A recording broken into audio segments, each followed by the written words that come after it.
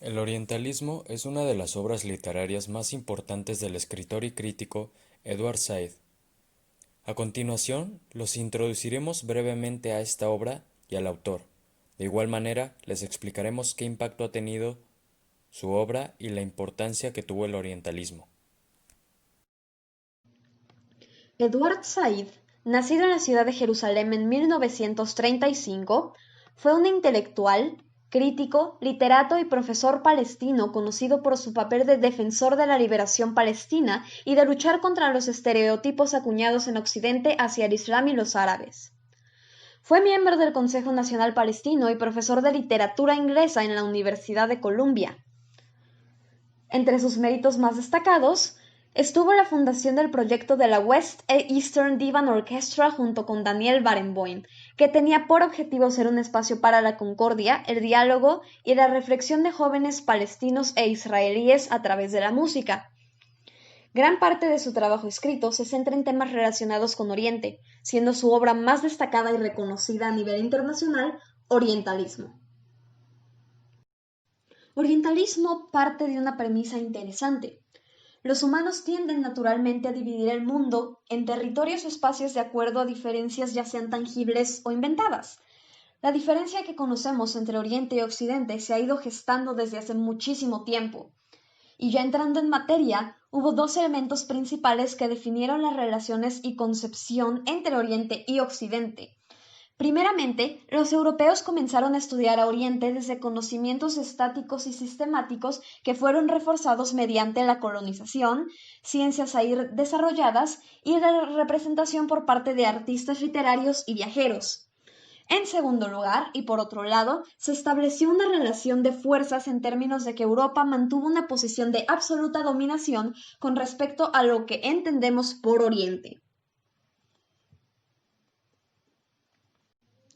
El orientalismo, desde sus inicios, se definiría entonces por ser una ciencia que ponía todo lo que consideraba que tenía que ver con Oriente en un mismo saco para poder estudiarlo y hasta cierto punto amoldarlo a la idea que se tenía de él mismo.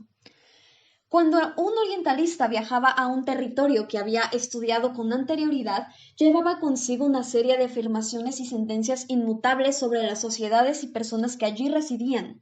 No se molestaban en probar su validez ni contrastaban sus ideas, sino que tomaban la posición de que ellos sabían de lo que hablaban y los orientales salvajes por supuesto que no. Su comprensión e investigaciones se reservaban exclusivamente a cánones europeos. También la manera y gramática en que los orientalistas trataban o tratan Oriente es mediante tipificaciones que particularizan y clasifican lo que significa Oriente, es decir, hacen una reconstrucción a partir de partes adaptadas a Europa que toman posteriormente como una absoluta realidad. Arthur James Balfour fue un político británico muy brillante. Primeramente, entró en el Parlamento como diputado conservador en 1874. Poco tiempo después, comenzó a situarse en puestos de gran influencia que le permitieron seguir de cerca las guerras contra los afganos y sus zules, la ocupación británica de Egipto en 1882, entre otros, lo que le dio una amplitud de sus conocimientos y un dominio total sobre los temas relacionados con los asuntos imperiales. El conocimiento fue y continúa siendo una pieza fundamental en el orientalismo. Balfour define que el conocimiento está relacionado no principalmente con el poder militar o económico, sino va más allá de eso, está relacionado principalmente con el estudio de una civilización desde sus orígenes hasta su época de esplendor y su declive. Por supuesto que eso significa tener los medios para hacerlo. Por lo tanto, conocer así un objeto es igual a dominarlo, tener autoridad sobre él. Ese conocimiento, como lo describe Balfour, es lo que dio al Occidente la capacidad de autogobierno, con la que los orientales no contaban. Esto al final les dio un dominio sobre el oriental y al mismo tiempo el oriental se volvió dependiente del gobernador.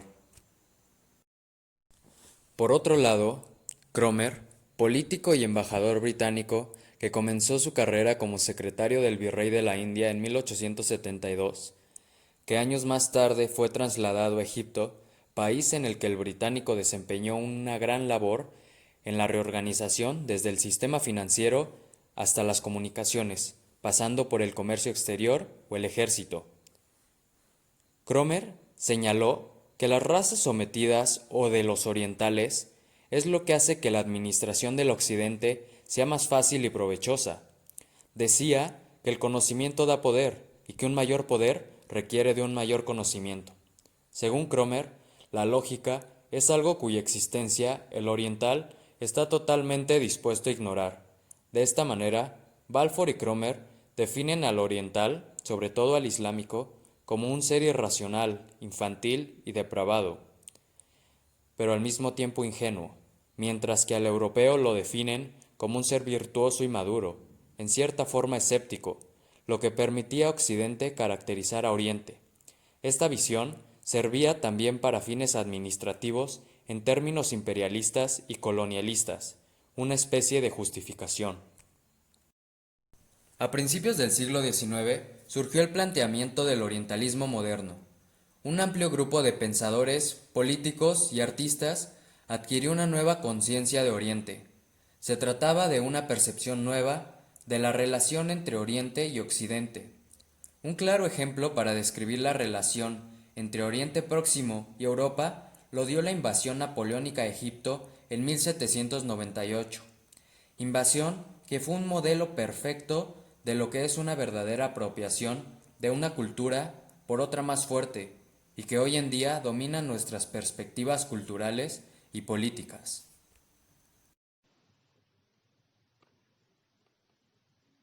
El considerado como orientalismo moderno tuvo dos escuelas principales, la británica y la francesa. Ambas apoyaban una dominación absoluta occidental sobre Oriente, aportaron bastantes generalizaciones al campo de estudio y delimitaron con bastante claridad la diferencia entre lo considerado oriental y lo occidental. Su diferencia a nivel literario y de representación fue más bien estilística. Hay tres maneras en las que destacadamente se ha visto plasmado el orientalismo. Estas son la enciclopedia, la antología y el relato personal. Ahora bien, a partir de la Primera Guerra Mundial, lo que tradicionalmente se conocía como orientalismo fue radicalmente modificado. Por ejemplo, ahora las escuelas y centros de investigación orientalistas más importantes se encuentran en Estados Unidos y muchos persiguen fines meramente políticos o de comprensión un poco más global, aunque las viejas y oxidadas estructuras y dogmas que tenía el orientalismo desde sus inicios siguen siendo una referencia de cómo Oriente debe ser estudiado y abordado.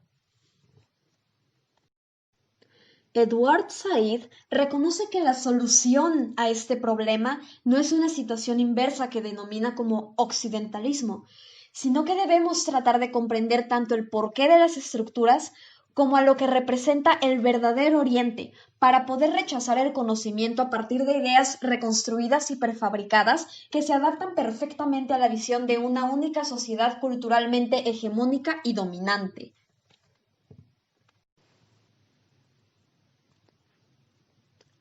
Definitivamente es una obra imprescindible para las bibliotecas de aquellos que se dicen amantes de la historia. Nosotros la recomendamos, ya que aumentó considerablemente la curiosidad que tenemos por otras culturas y cosmovisiones. Además, cuestiona profundamente la manera en que se nos enseña y a su vez interiorizamos la historia y la actualidad en Oriente. Pero más allá de eso, cuestiona la manera en que nos relacionamos con el mundo que nos rodea y la manera en que asimilamos y procesamos los estímulos que nos afectan. ¿Amoldamos el mundo a nosotros? ¿Cómo percibimos a los demás? ¿Es posible construir una visión objetiva? ¿Somos lo que se cree de nosotros? Esperamos que se aventuren a echarle un vistazo y saquen sus propias conclusiones. En palabras del mismo Edward Said, la sociedad y la cultura literaria solo se pueden comprender y analizar juntas.